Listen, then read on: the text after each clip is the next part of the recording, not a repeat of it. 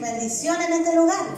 Así que el Señor les fortalezca, que el Señor les bendiga y que el Señor les permita también, ¿cierto?, en esta tarde, en esta noche ya sentarse a la mesa. Amén. Y que usted pueda disfrutar lo que Dios ha preparado para su vida en esta tarde. Amén. La palabra del día de hoy se encuentra en el libro de Marcos, capítulo 10, verso del 35 al 40, y luego saltamos del 43 al 45. Amén. Amén. Amén.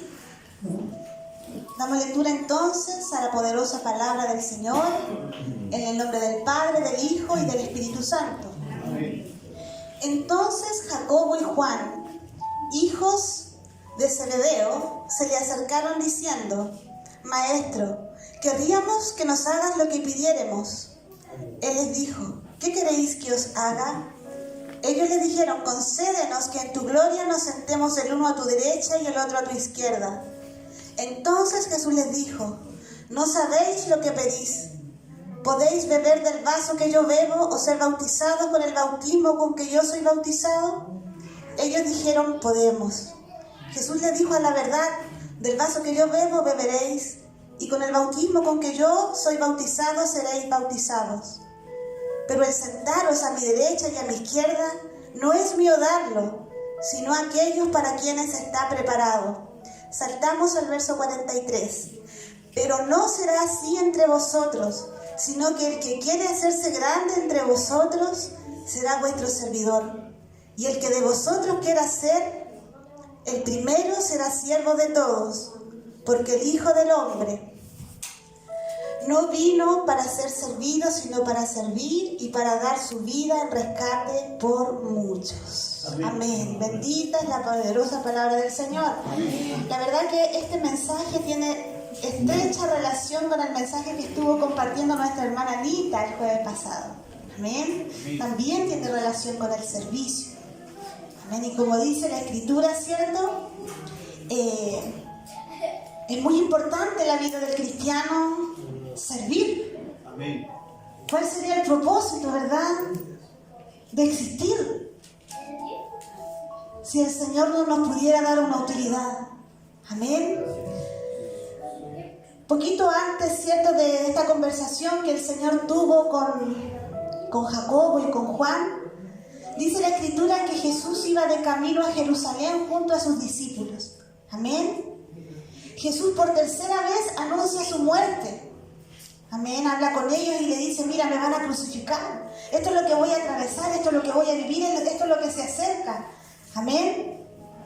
Pero lo más triste de todo, hermanos, que a pesar de haber caminado tan cerca del Señor, a pesar de haber visto las obras que Dios hizo, los milagros que Dios hizo, los discípulos no tenían la madurez espiritual para entender lo que ellos estaban pidiéndole al Señor. Amén.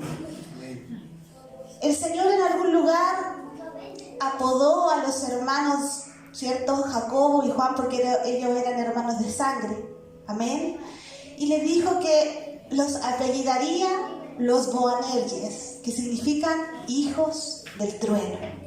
Y el Señor los apodó de esta manera porque ellos eran de un temperamento fuerte. Amén.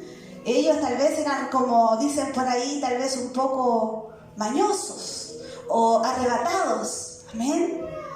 Y la verdad que esta conversación que tienen con el Señor demuestra que no son discípulos que piensan demasiado las cosas que dicen. Amén.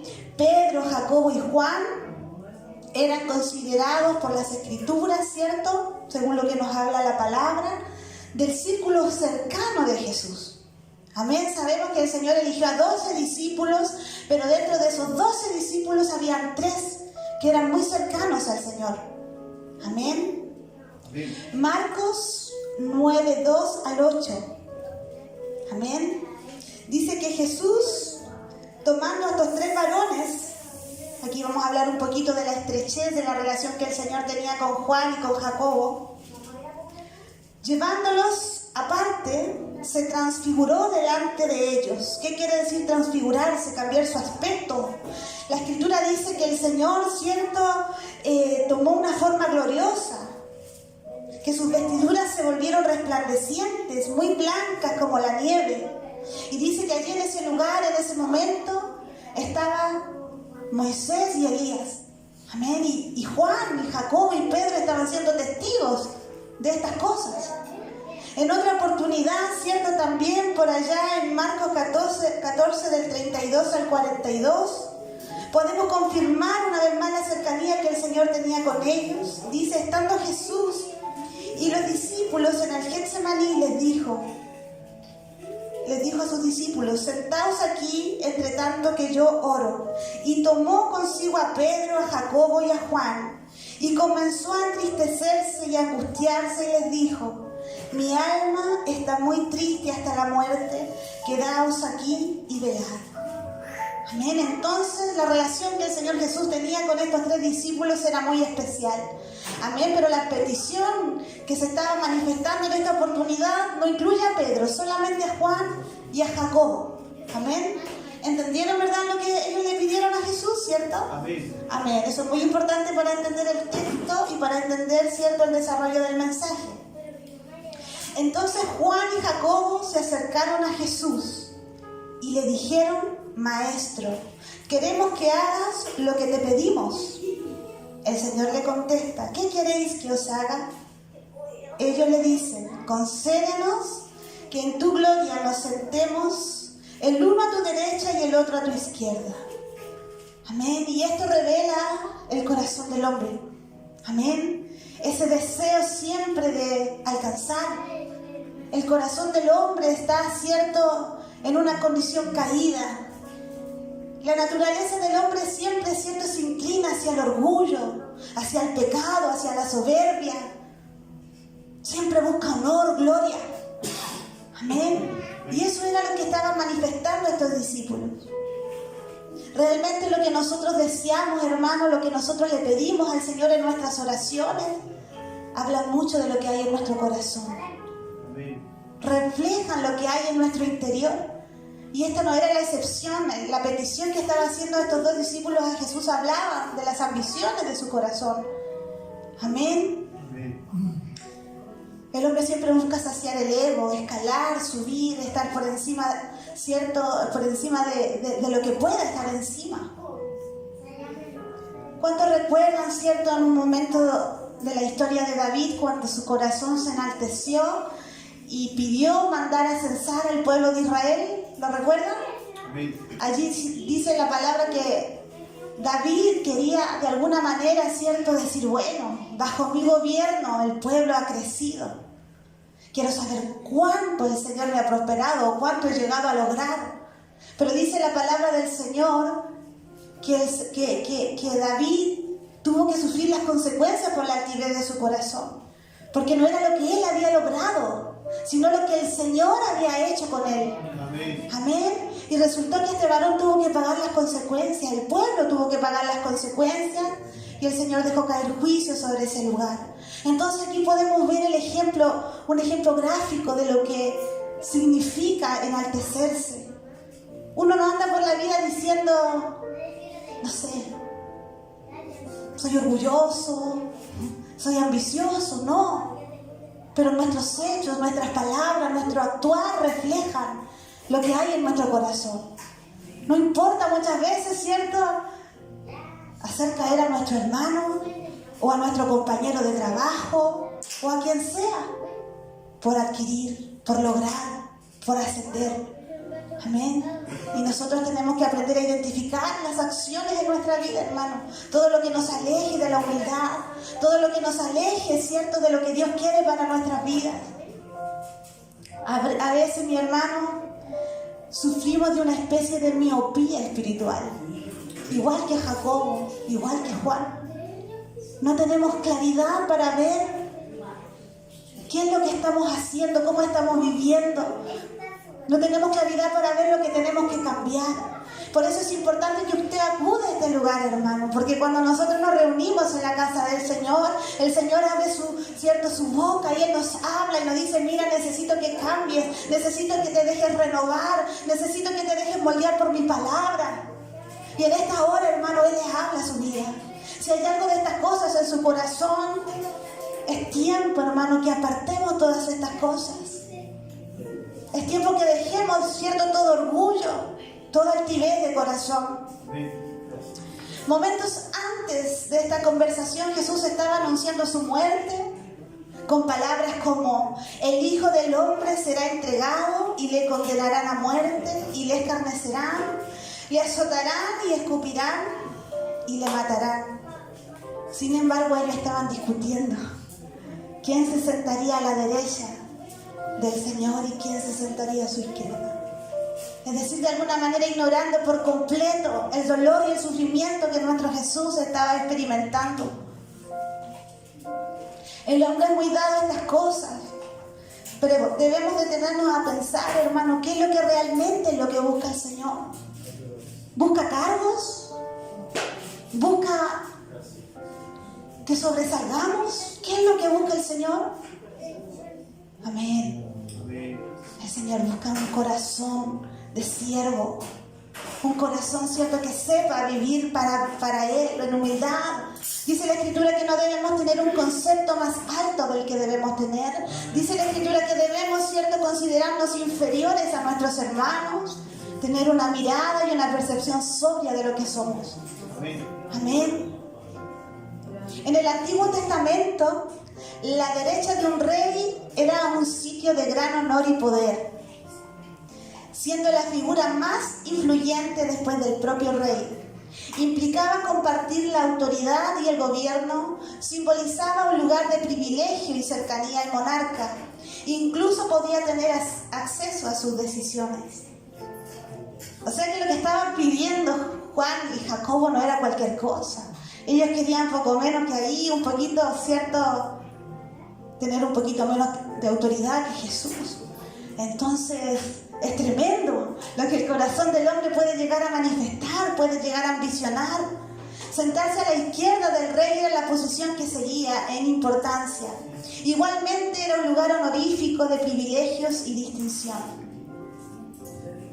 Pero ¿sabe que la petición de Juan y de Pedro, de Juan y Jacobo, era muy distinta a la petición que más adelante hacía el ciego Bartimeo? ¿Cuántos recuerdan la historia de Bartimeo? ¿Cierto? Sabemos que él estaba ciego, que él tenía una necesidad. Y dice que cuando él oyó que Jesús venía, ¿cierto?, él comenzó a gritar. ¿Qué decía? Jesús, Hijo de David, ten misericordia de mí. Y dice la Escritura que los demás lo hacían callar, pero él gritaba aún más. Jesús, Hijo de David, ten misericordia de mí. ¿Cuál era la necesidad de ese hombre que no le importó, verdad? Que tal vez lo desplazaran o que lo hiciesen callar. Él sabía lo que él necesitaba. Y dice la Escritura, y esto me causó mucho ruido, porque tal cual el Señor le contestó a sus discípulos: ¿qué os queréis que haga? El Señor se acerca al ciego Bartimeo y le dice: ¿Qué os queréis que haga? También a él también le pregunta de esta manera. Pero la diferencia es que el ciego Bartimeo, ¿cierto?, tenía una petición más noble: que reciba la vista. ¿Cuántos en esta tarde le piden al Señor recibir la vista? Amén. ¿Cuántos en esta tarde le piden al Señor que le ayude a ver, a identificar el pecado en nuestras vidas? Señor, yo le digo todos los días: ayúdame a identificar mi pecado, lo que te avergüenza, lo que te entristece. Ayúdame a ser, ¿cierto?, como ese varón que no tuvo, ¿cierto?, temor ni cobardía, sino que alzó su voz para poder llamar la atención de Jesús. ¿Qué os queréis que haga? Quiero recibir la vista, contesta el ciego Bartimeo. Jesús, Hijo de David, ten misericordia de nosotros, Señor. Amén. Volviendo a nuestro texto principal, Jesús contesta la solicitud de sus discípulos en el verso 38 y les dice: no sabéis lo que pedís. Ellos no entendían, hermanos, la implicancia de lo que ellos estaban pidiendo. Ellos estaban imaginándose un gobierno terrenal, Amén, muy diferente a lo que se establece, ¿cierto?, en el reino del Señor. El pueblo de Israel en algún momento también pidió como no les convenía. Sabemos que cuando el Señor era el rey de la nación, ellos consideraron, ¿cierto?, que les hacía falta un rey como las demás naciones. Y pidieron un rey de carne y hueso. Y desplazaron al Señor. Lo despreciaron. Y el Señor les dijo, bueno, si es lo que quieren, ahí está. El pueblo de Israel no supo pedir. Amén. Como también estos varones no estaban sabiendo pedir. Es por eso también que en Romanos 8, 26 y 27 dice que Él, el Espíritu, nos ayuda en nuestra debilidad y que el Espíritu mismo intercede por nosotros con gemidos indecibles. Él nos ayuda en nuestra debilidad y Él mismo intercede por nosotros. Porque muchas veces, hermanos, pedimos como no nos conviene. Yo le digo, Señor, gracias por todas las veces que tú no me escuchaste. Gracias, Señor, por todas las veces que hiciste oídos sordos a mis peticiones necias, distantes de tu voluntad, distantes de lo que tú buscabas para mí. Amén. Gracias, Señor.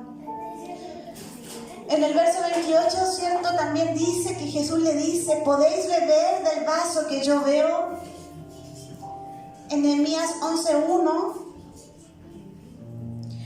El Señor, ¿cierto?, a través de este varón nos cuenta que él era copero del rey. ¿Qué significa ser copero del rey? ¿Verdad? Era la persona que se encargaba de servir, pero además de servir, era la persona encargada de asegurarse de que el vino o lo que bebiera el rey no estuviese contaminado, envenenado. Entonces, ¿qué hacía el copero? Tenía que probar el contenido y si realmente él continuaba vivo, era seguro para que el rey bebiera. Pero si realmente el contenido estaba envenenado, el primero que moría era el copero. Amén, el primero que moría era el copero. Pero ¿sabe qué, hermano? La gente en estos tiempos no quiere muerte. La gente en estos tiempos no quiere proceso. Jesús les decía, si supieran de la copa que yo tengo que beber, me van a traicionar, esa es mi copa. Me van a bofetear, esa es mi copa. Me van a dejar solo, esa es mi copa. La culpabilidad del mundo caerá sobre mí, esa es mi copa. ¿Usted entiende, hermano, lo que estamos hablando en esta hora? Mientras los discípulos buscaban la gloria, el Señor les dijo, no. Si ustedes quieren estar sentados a mi diestra, si ustedes quieren tener un lugar de honor, tienen que beber de mi copa. La copa del desprecio, la copa del azote, la copa de la prueba, la copa de la enfermedad, la copa de la decepción, de tantas cosas que tenemos que vivir como hijos del Señor. Esa es mi copa, dice el Señor en esta hora. Esa es mi copa. Por eso en Mateo 26:39 Jesús decía, Padre mío, si es posible, pasa de mí esta copa, pero que no sea como yo quiero, sino como tú. Porque era una copa de dolor, porque era una copa de sufrimiento, porque era una copa, ¿cierto?, amarga. Pasa de mí esta copa. Luego continúa diciendo, ¿podéis vosotros ser bautizados con el mismo bautizo con que yo soy bautizado? Cuando Jesús habla del bautismo en esta oportunidad, hermano, no habla del bautismo físico. Cuando Jesús está hablando en este lugar, está hablando del bautismo en donde Él tiene que sumergirse en dolores, en donde Él tiene que sumergirse en aflicciones. El bautismo que está hablando el Señor en este verso, ¿verdad?, habla de su muerte, de su dolor y de su resurrección. Amén.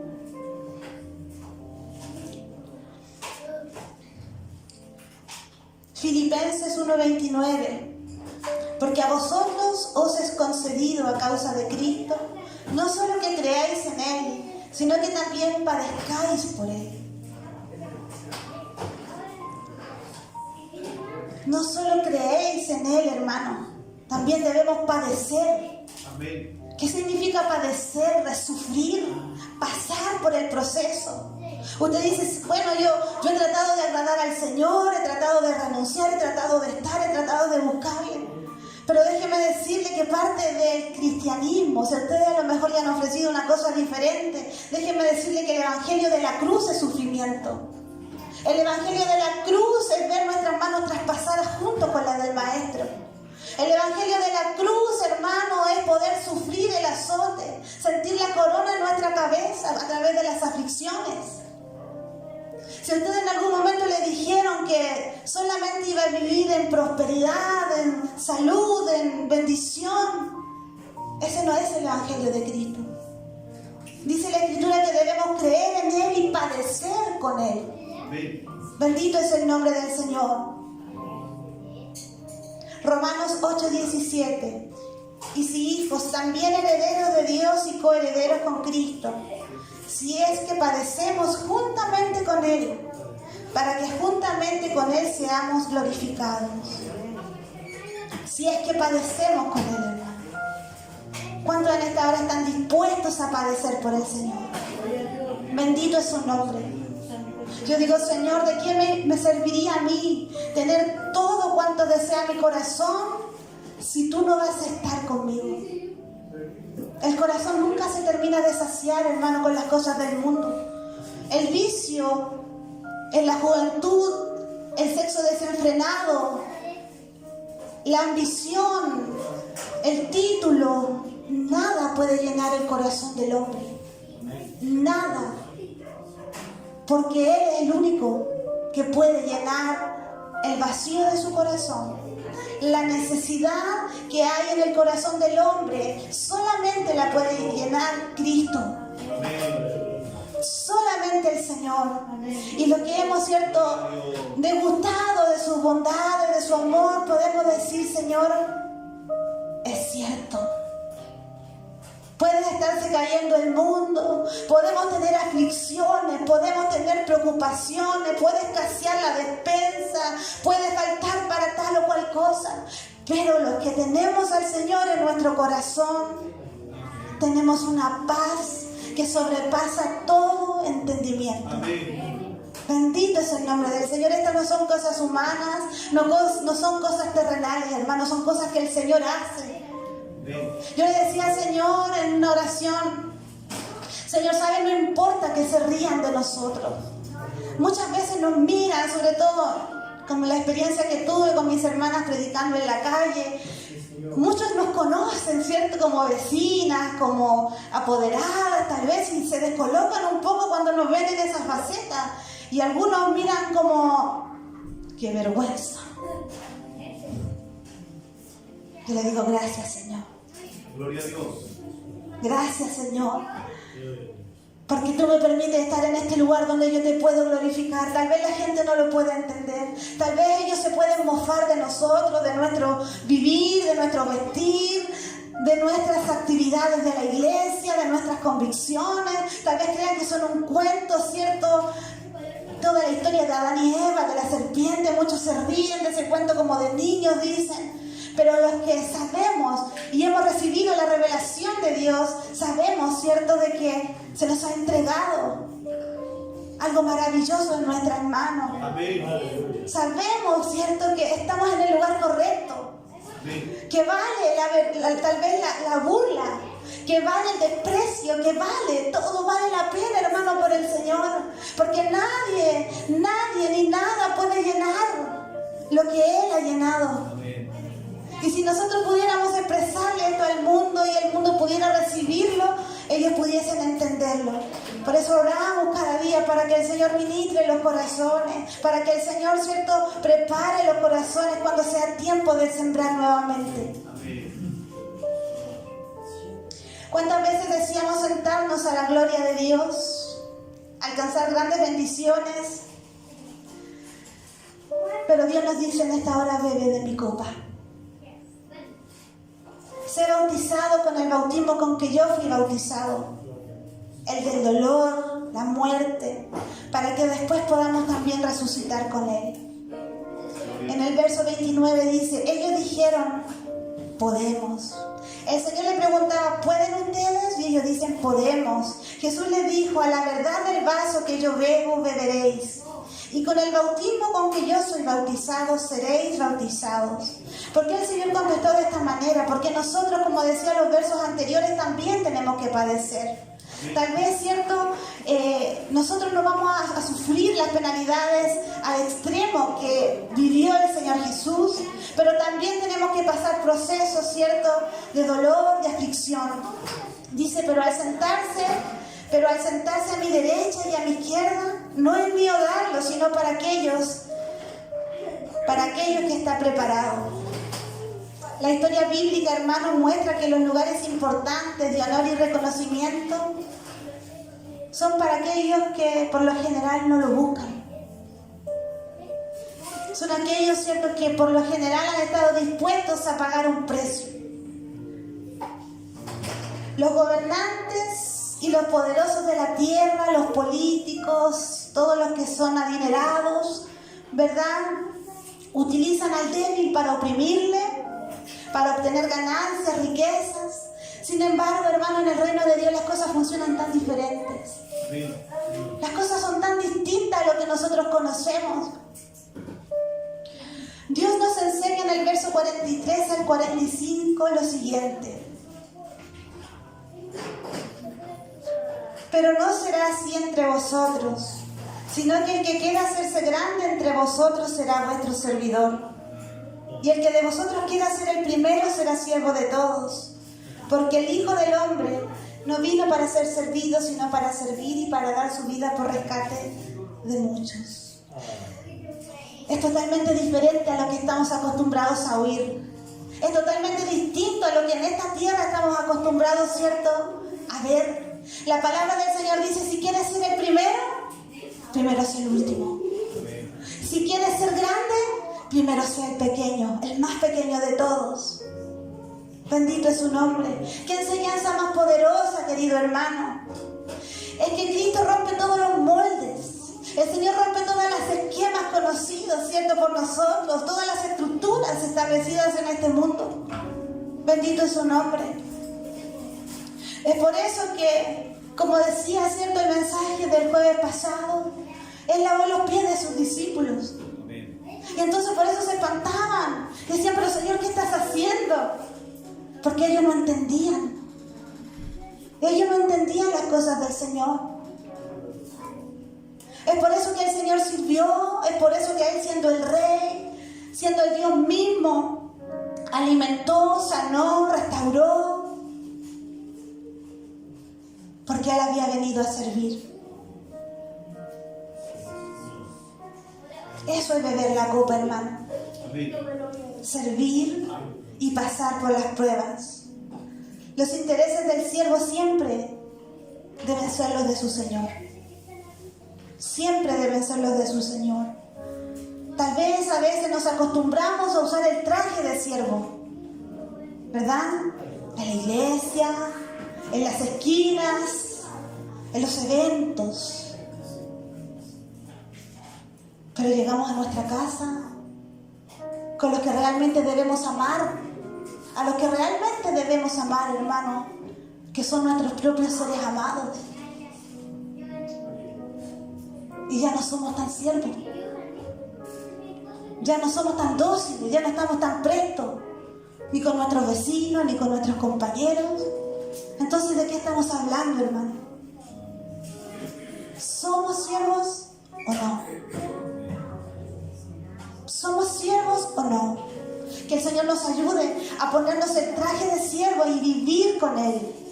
Que podamos ser los mismos, hermanos, donde quiera que estemos. Que no importa si hay alguien que le conoce, que no le conoce. Que no importa la ubicación, en la posición que usted se encuentre. Que podamos ser siervos. Y podamos ayudar, y podamos, ¿cierto?, tener la paciencia, y podamos siempre, ¿cierto?, tener un carácter de siervo. El Señor era tan dulce, hermano. El Señor era tan oportuno, era tan sensato, era tan prudente.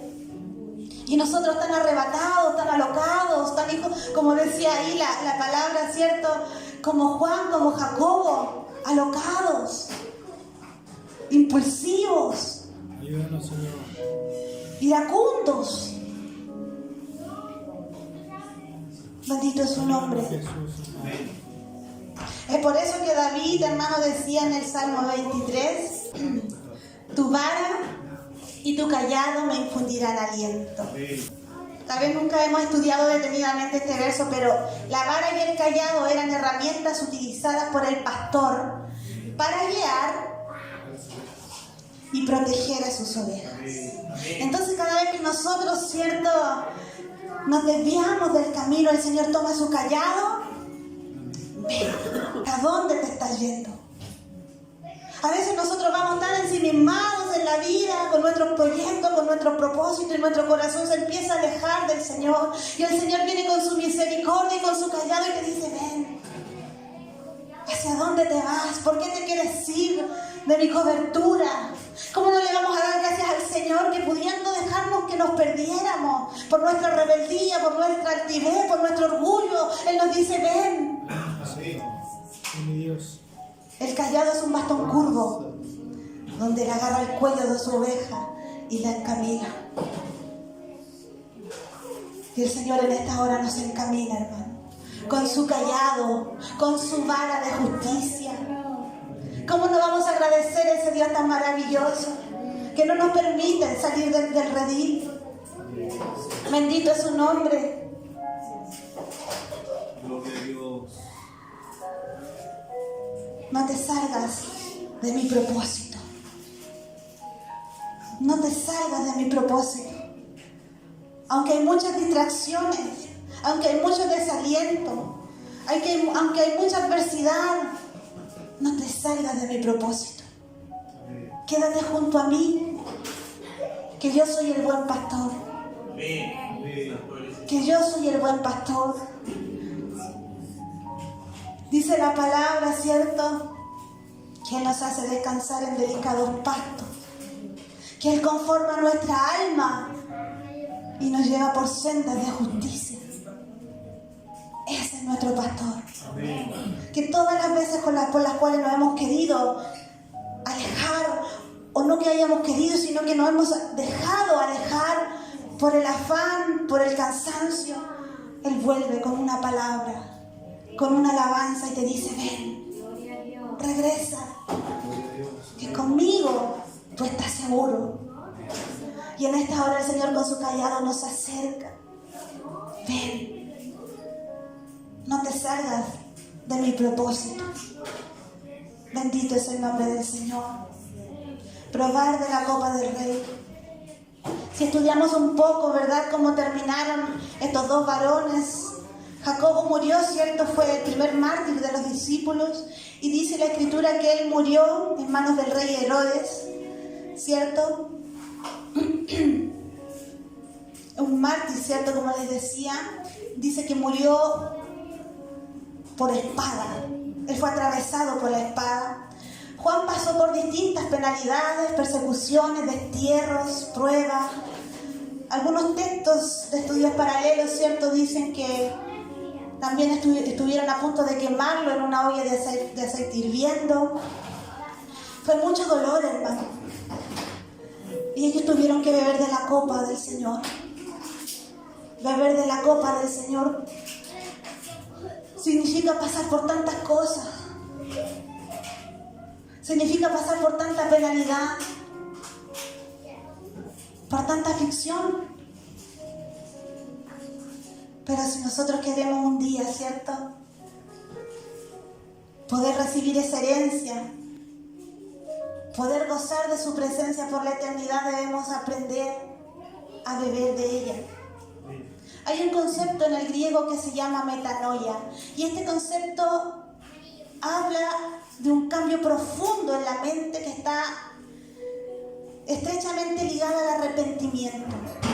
Entonces, cuando nosotros nos arrepentimos de corazón, cuando nosotros, ¿cierto?, nos damos cuenta de nuestro pecado, tiene que haber en la mente del hombre un cambio profundo, hermano. Tiene que haber en la mente y en la vida del hombre un cambio que sea tan profundo, ¿cierto?, que pueda cambiar nuestra manera de pensar, nuestra manera de vivir. Que el Señor nos ayude. Porque esas cosas solamente las puede hacer el Señor. Solamente las puede hacer Él. Yo por eso le digo, Señor, cada vez que alguien predica, cada vez que alguien dé un consejo, cada vez que alguien tal vez... Hermano, es tan importante que el Señor vaya con nosotros.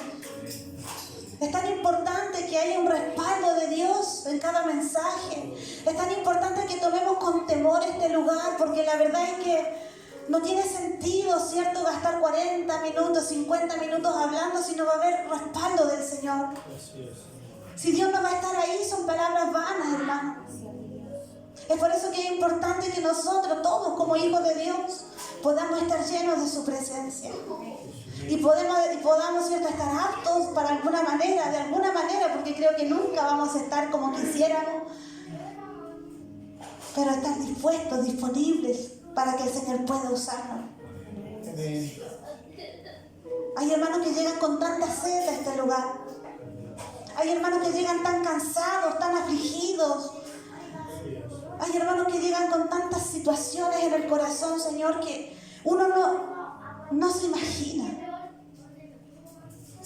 Y la obligación del predicador, del coordinador, pero en este caso más del predicador, es alimentar, es fortalecer, es levantar. Pero si nosotros llegamos aquí desvanecidos, míopes, lejos de Dios, ¿qué es lo que podríamos entregar? ¿Cómo el Señor nos podría usar? Nosotros podemos dar de lo que tenemos. Si nosotros no tenemos, no podemos entregar nada, hermano. Es por eso que es importante que nos dispongamos en las manos del Señor y nos dejemos guiar por su callado. Y todas estas cosas, por muy duras que parezcan, dice que su vara y su callado finalmente nos terminan infundiendo aliento. Él nos guía, Él nos apacienta, Él nos cuida. Y la palabra dice que la oveja conoce la voz de su pastor. Que el Señor nos ayude, hermano. Entrego este lugar entonces a mi hermano Miguel. Que el Señor le sea guardando, le sea bendiciendo. Espero que el Señor haya hablado a su vida, amén. Que el Señor les guarde y les bendiga a cada uno. Y entrego este lugar entonces con gloria para el Señor. Gloria a Dios. Gloria a Dios. Gloria a Dios.